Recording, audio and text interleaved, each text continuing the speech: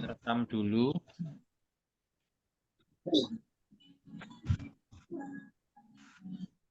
Sebentar.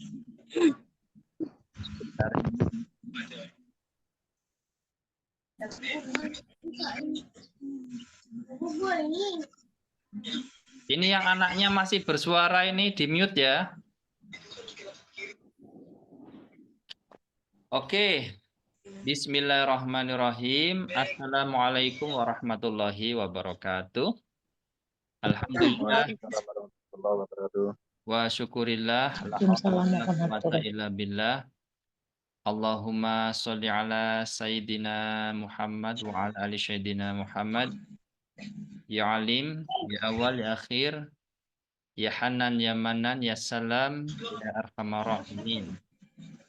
Selamat malam Bapak Ibu dan teman-teman yang lapang hatinya, lapang rizkinya, yang istiqomah dalam kebaikan dan perbaikan, yang kehidupannya semakin kuat, sehat, semakin kaya raya, banyak duit, banyak aset, semakin makmur, semakin berkelimpahan, semakin sejahtera, dan yang segala harapan, hajat, cita-cita, bahkan impiannya hadir dalam hidup panjenengan semua dengan cara yang mudah, dengan cara yang menyenangkan, dengan cara yang membahagiakan, dengan cara yang ajaib, bahkan atas kuasa izin dan ridho Allah Subhanahu wa Ta'ala. Amin ya Karim.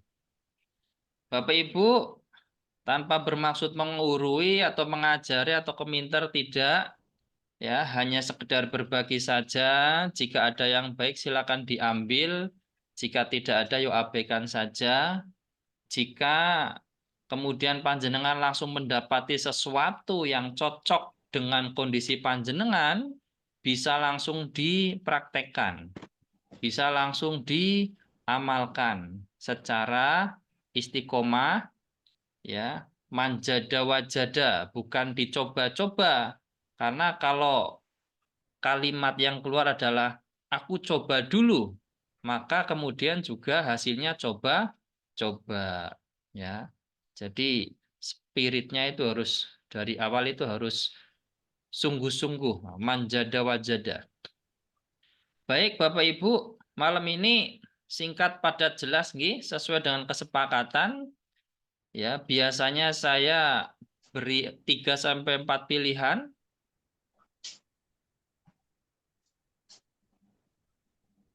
Ya, lanjut ya. Ini gangguan internet kayaknya. Ya, biasanya saya kasih 3 sampai 4 pilihan, ya, tapi tadi pagi saya kasih 2 pilihan saja. Yang pertama adalah cara mengetahui program pikiran yang menjadikan kehidupan panjenengan saat ini. Yang kedua adalah cara taubatan nasuha terhadap dosa yang ada hubungannya dengan orang lain. Ternyata 50-50 ya. Baik, bismillahirrahmanirrahim. Ya, kita sepakati yang pertama. Bagaimana cara mengetahui program pikiran yang sedang bekerja di dalam diri panjenengan sehingga menghasilkan atau menjadikan kehidupan panjenengan yang saat ini? Bapak Ibu sadar atau tidak, ya, setiap hari, setiap saat, setiap waktu, ya, pikiran kita, rasa kita, kelakuan kita itu membentuk sebuah program, ya, yang berulang-ulang sehingga kemudian, ya, itu menjadi sebuah kebiasaan, kemudian menjadi karakter. Nah, pada akhirnya itu yang menjadi nasib kita. Ya. Zoom. Semisal Oke. contoh nih, panjenengan yang saat ini Oh, penghasilannya di kono tangkap ini. saja, ya. Untuk dinaikkan ya susah. Misalkan penghasilannya 3 juta rupiah. Mau naik ke 4 juta, ke 5 juta itu kok rasanya berat sekali. Ya. kalau mau ditelusuri, ya, panjenengan sedang melakukan program tanpa panjenengan sadari, ya, yang dibangun bahkan juga tanpa disadari, sehingga menghasilkan hasil kehidupan yang saat ini. Nah, ini harus disadari dulu, harus dipahami dulu. Ya. Jadi pikiran, ya, benih pikiran, ya, merangsang sensor-sensor dalam tubuh, ya, kemudian menghasilkan tindakan. Tindakan itu dilakukan berulang-ulang, ya, jadi kebiasaan, ya, jadi karakter, jadi nasibnya panjenengan. Sampai sini bisa dipahami ya. Nah, maka ketika panjenengan ingin merubah hasilnya, merubah kehidupan, ya, dasarnya adalah merubah apa yang sering, benih pikiran yang sering disemai. Benih pikiran yang sering panjenengan pikirkan, sederhana seperti itu. Ya. Nah, terus apa sih yang mempengaruhi benih pikiran yang muncul dalam diri seseorang? Banyak. Ada paling tidak 7 yang paling mendominasi. Ya. Yang jelas adalah apa yang sering panjenengan dengar, apa yang sering panjenengan lihat, apa yang sering panjenengan rasakan, apa yang sering panjenengan baca, apa yang sering panjenengan katakan, itu semuanya berkontribusi pada bagaimana panjenengan memilih benih pikiran. Apakah yang dibiasakan itu adalah benih pikiran yang menuju pada kemakmuran, atau benih pikiran yang menuju pada kesengsaraan. Ya. Nah, ini. Jadi kalau ada orang yang sulit untuk menyemai benih pikiran yang menuju pada keberlimpahan, kesehatan, kemakmuran, kekayaan, ya, pastinya apa?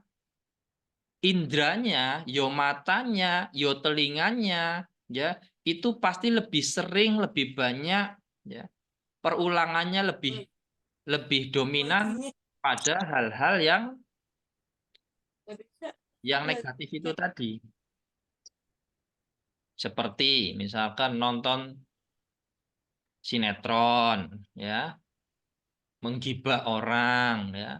Menggibah orang yang punya hutang, nanti panjenengan efeknya juga punya hutang loh. Menggibah orang yang sakit, akhirnya panjenengan juga ikut sakit. Energinya sampai sejauh itu.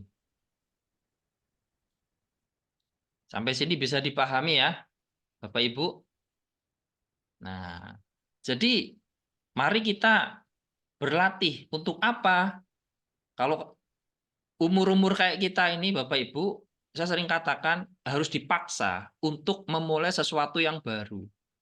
Kalau sadar bahwasanya kehidupan yang saat ini, ya, menghasilkan program pikiran atau kebiasaan saat ini menghasilkan kehidupan yang saat ini, pertanyaannya adalah apakah mau dibiarkan saja atau dirubah programnya?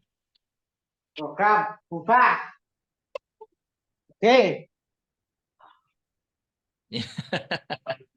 Ya, mau dibiarkan saja atau dirubah, ya, seperti itu.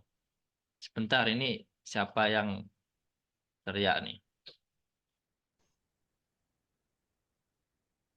Ya mau tidak mau Bapak Ibu, ya.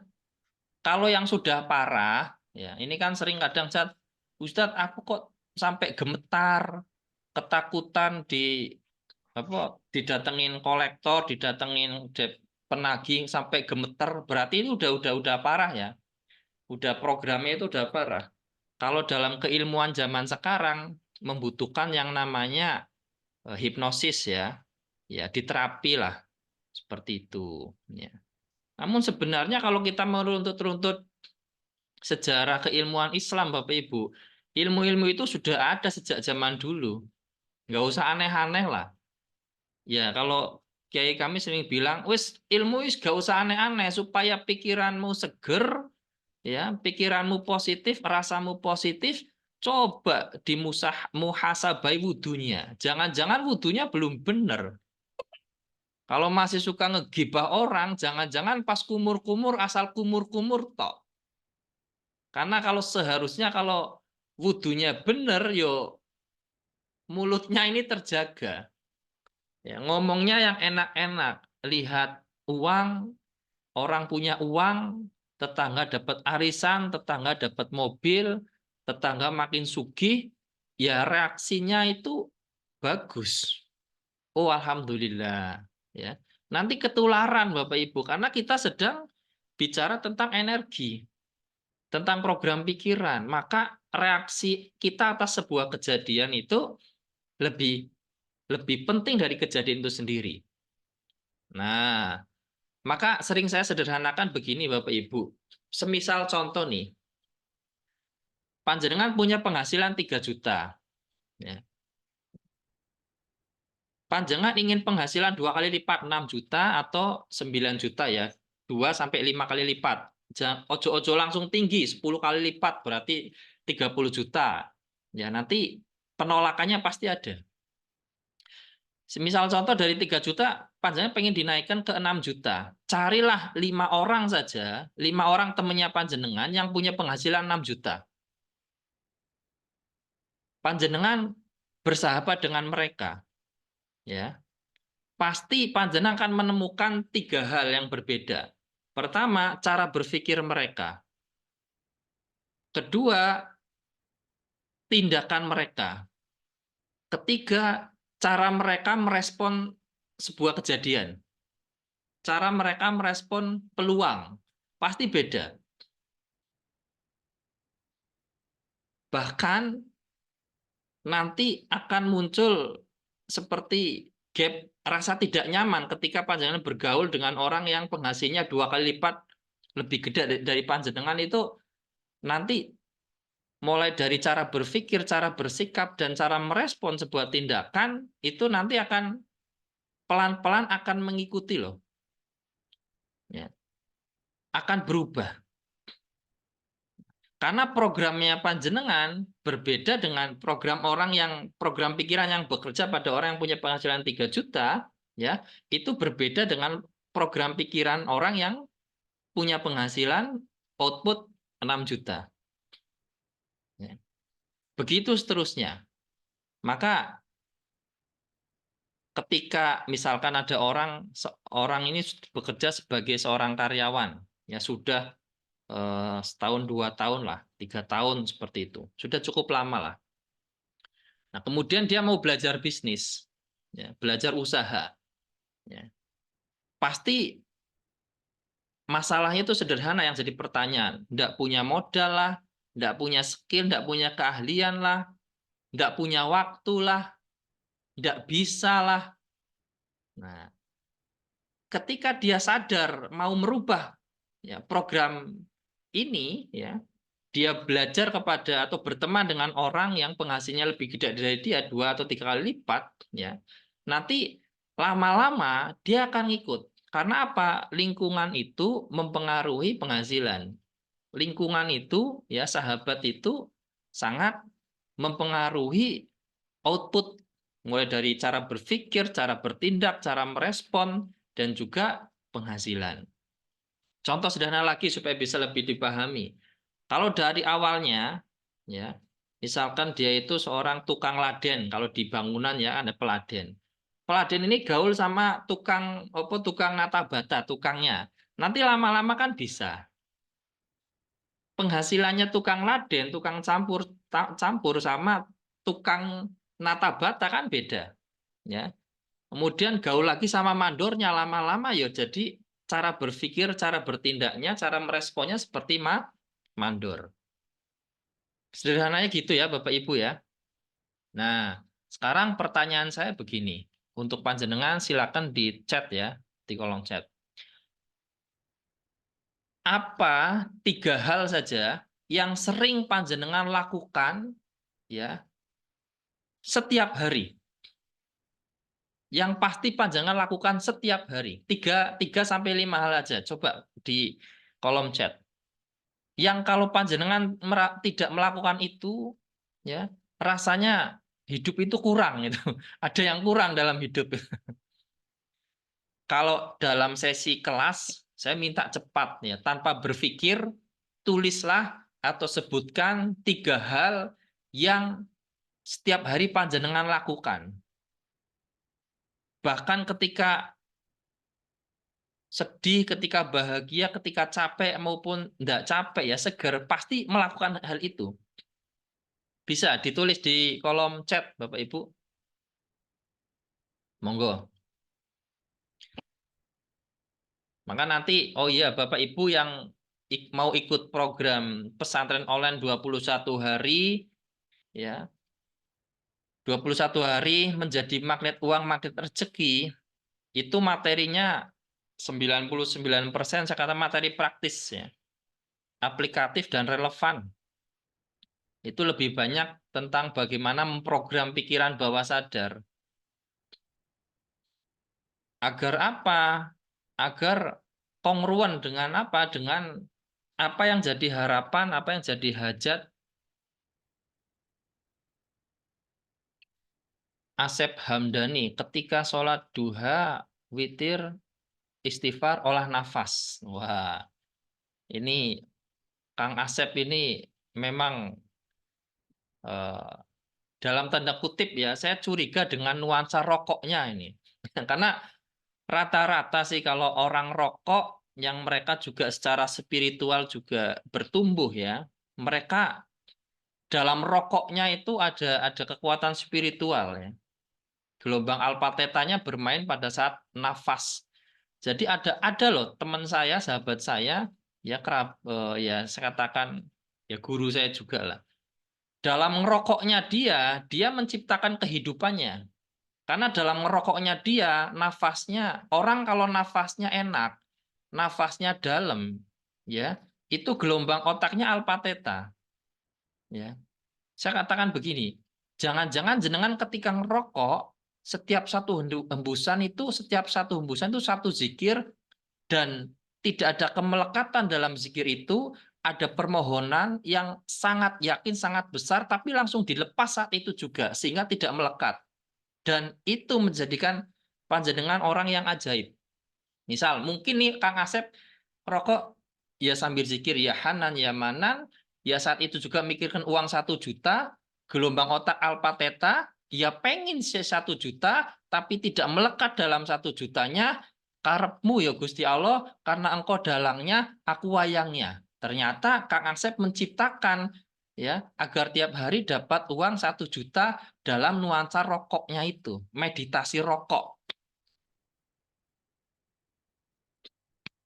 Saya pernah ketemu ibu-ibu di Pulau Sebi Masjid di Lombok. Ya. Ibu itu punya pekerjaan. Anda tahu ini, panjenengan tahu ini ya apa kelapa kelapa itu daunnya kan ada ininya, daun-daun daun pohon kelapa. Ibu ini punya pekerjaan pengrajin, mulai dari ketupat apa dan sebagainya untuk dikirim ke Bali. Dalam setiap satu sesetannya, setiap satu karyanya, setiap satu lipatan karya dengan janur itu ya, janur namanya. Ibu mengatakan dia selalu membaca surat Al-Ikhlas. Jadi tidak tahu berapa ribu kali dalam satu hari karena dia sudah puluhan tahun duduk, dan faktanya dia punya 4 anak itu, anaknya secara penghasilan, secara ekonomi bagus, dan yang penting secara akhlaknya, secara adabnya luar biasa. Ya, kalau mungkin ada yang dari Lombok, itu ada di Lombok Barat ya. Auranya luar biasa. Artinya apa? Ibu ini punya program pikiran, belief system yang luar biasa. Ya. Dalam nafasnya dia, ya, dalam karyanya dia, ya, ada apa? Ada Tuhan di situ. Ada energi yang luar biasa, pengharapan yang luar biasa tanpa kemelekatan. Yang kedua, Ibu Hestin lihat YouTube inspirasi, tarik nafas, sholawat, istighfar, boleh. Lihat YouTube. Saya ingin garis bawahi lihat YouTube-nya gini. Bapak Ibu, kurang ilmu itu bisa membunuh kita. Kurang informasi bisa membunuh kita. Tapi kalau kelebihan informasi itu lebih mematikan. Apalagi algoritma dari semua platform, entah itu YouTube, entah itu TikTok, ya, itu sangat kejam, saya katakan Bapak Ibu. Ya, saya gunakan kata kejam. Kenapa? Karena matriks kita itu direkam oleh mereka. Contoh gini, panjenengan butuh butuh sepatu, ya, buka satu plafon nyari sepatu. Yakin dan percaya dalam waktu 90 hari atau sebelum panjenengan klik check out beli, panjenengan setiap buka aplikasi apapun pasti akan dapat iklan sepatu. Ya. Karena apa? Nomor seri panjenengan, HP-nya, IP address-nya semua direkam oleh pengiklan. Ketika panjenengan nonton satu konten yang jelek, nah konten A saya katakanlah, di plafon apapun nanti panjenengan akan dihantui terus, disuguhin terus dengan konten tersebut. Inilah ya algoritma cara kerja teknologi.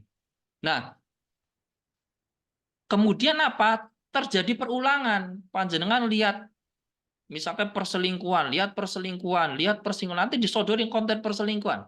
Nanti lama-lama terprogram. Panjenengan lihat orang miskin, kemiskinan dan sebagainya. Nanti lama-lama terprogram juga. Ya, seperti itu. Nah, ada waktu kurang lebih 10 menit lagi kita selesai, ya. Tapi sampai sini jadi Bapak Ibu saya harap bisa menangkap intinya. Hati-hati dengan yang sering dilihat, hati-hati dengan yang sering didengar, ya. Hati-hati dengan yang sering dirasakan. Begitu mau merasakan sesuatu yang tidak beres, ya wudhu lagi meskipun mungkin wudhunya tidak batal. Kembalikan kepada energi tertinggi cinta kasih. Entah itu zikir, sholawat, dan sebagainya. Maka dikatakan bahwa jagalah satu atau dua zikir saja yang itu menjadi anchor atau jangkar emosi, panjenengan langsung kembali kepada sifatnya Gusti Allah ketika mau belok kanan kiri. Artinya sudah mau negatif, udah mau keluar dari jalur takwa, ketika panjenengan pencet zikir itu, ya, panjenengan langsung balik ke emosi yang stabil, emosi yang merujuk kepada Gusti Allah. Oke. Nah, jadi tadi yang YouTube ya, hati-hati ya nonton konten, baca buku ya itu sesuai yang dibutuhkan ya. Afirmasi mau tidur ya bagus. Menuju tempat kerja sambil sholawat. Bapak Ibu dan teman-teman, harapan kami ya, panjenengan yang menyimak di sini lah khususnya. Saya sering katakan, kuncinya sangat sederhana sebenarnya. Kontrol apa yang masuk ke dalam diri kita. Yang masuk sampah, yang keluar juga sampah, Bapak Ibu. Ya. Sederhananya seperti itu. Perhatikan yang masuk, yang kita perhatikan, yang kita ulang-ulang setiap hari itu dikontrol. Ya. Kalau tiap hari lebih banyak membicarakan tentang utangnya, berarti fokus perhatiannya pada utang. Ya nanti malah utangnya berlipat. Kalau yang difokuskan tiap hari pada keberlimpahannya, maka keberlimpahannya akan didapat.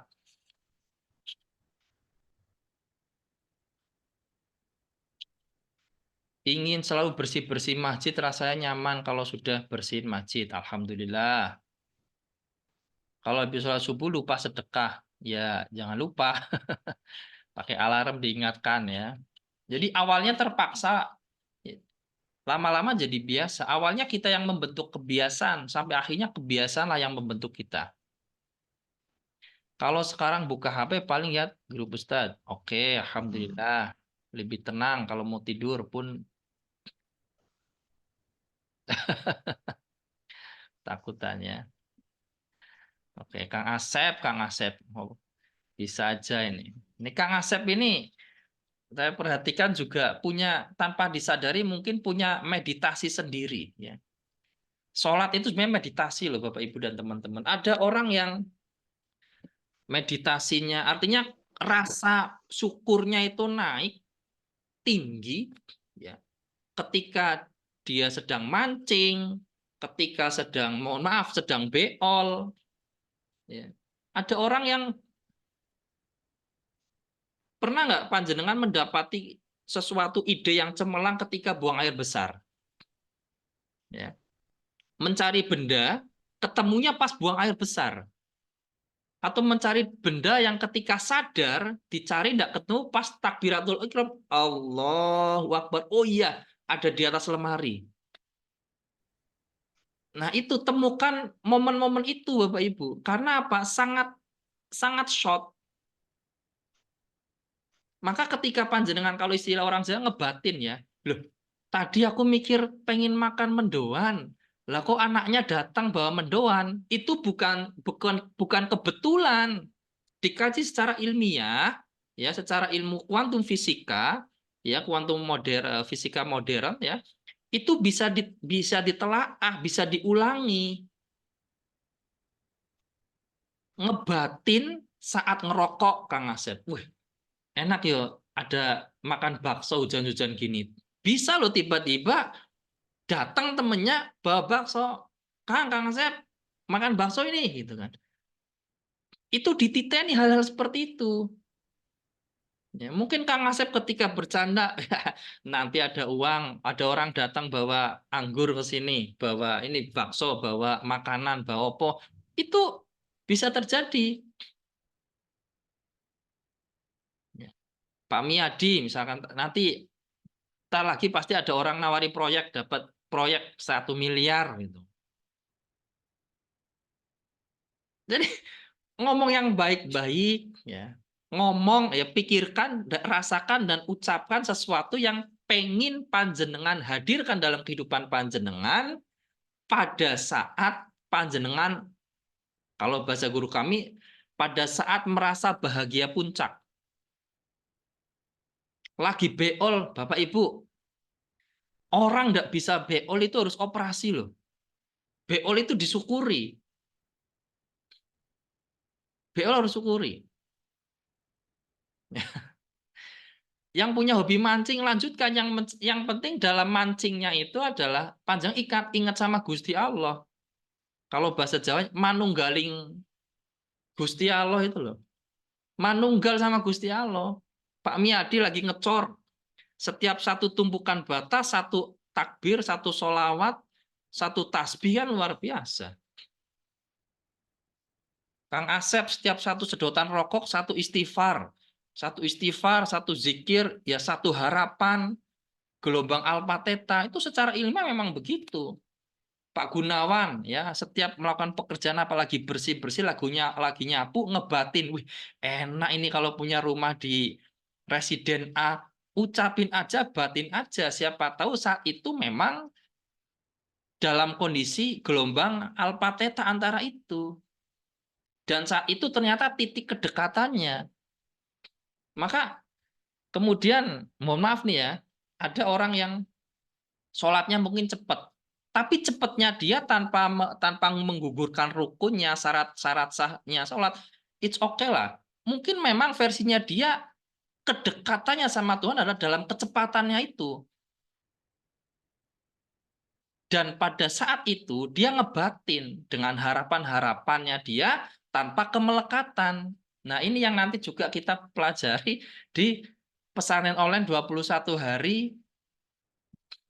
Kalau yang pernah belajar filsafat ya, Sokrates ya, saya tidak menggurui Pak, tidak. Saya hanya ingin, ayolah, saya ingatkan diri saya sendiri, saya juga ingatkan panjenengan. Buka pintunya, ayo masuk bareng-bareng. Ngebatin pengharapan di saat yang tepat. Oke ya, maka kan disederhanakan bahwasanya untuk mendapatkan sesuatu itu mudah. Ya. Hilangkan kemelekatan dalam proses, dalam hasil, ya, dalam masalah, hilangkan. Terus dijaga vibrasi berkelimpahannya, beres. Masalahnya adalah vibrasi itu ada saat panjenengan ngapain? Apa saat panjenengan ngerokok? Apa saat panjenengan guyonan? Apa saat panjenengan beol, buang air besar? Atau saat panjenengan lagi mancing? Atau saat Ibu Wati mungkin lagi masak sholawatan, lagi nyapu, tiba-tiba rasa batin enak, syukur naik. Disitulah ngebatin, enak ya, punya uang tiap hari 100 juta. Misalkan seperti itu. Oke, nah itulah Bapak Ibu kurang lebih ya cara mengenali program pikiran yang sedang bekerja pada diri panjenengan masing-masing. Yakni apa? Dengan memperhatikan ya bagaimana Anda berpikir, bagaimana Anda bertindak berulang-ulang, bagaimana Anda panjenengan merasakan dan merespon sebuah reaksi. Didatengin debt collector ya santai aja. Kalau diruntut-runtut ya yang salah ya panjenengan gitu kan. Terima aja. Apa dengan ngamuk-ngamuk marah-marah merubah keadaan lebih baik ya tidak. Nggih, saya rasa itu saja ya. Semoga bisa bermanfaat. Beberapa detik lagi ini mau selesai ya. Selebih kurangnya saya mohon maaf sekali lagi ngapunten tidak bermaksud guru ngajari tidak. Semoga dari yang kami sampaikan ada 1-2 hal saja yang bisa dipetik langsung dipraktekkan dan ingat pesan online 21 hari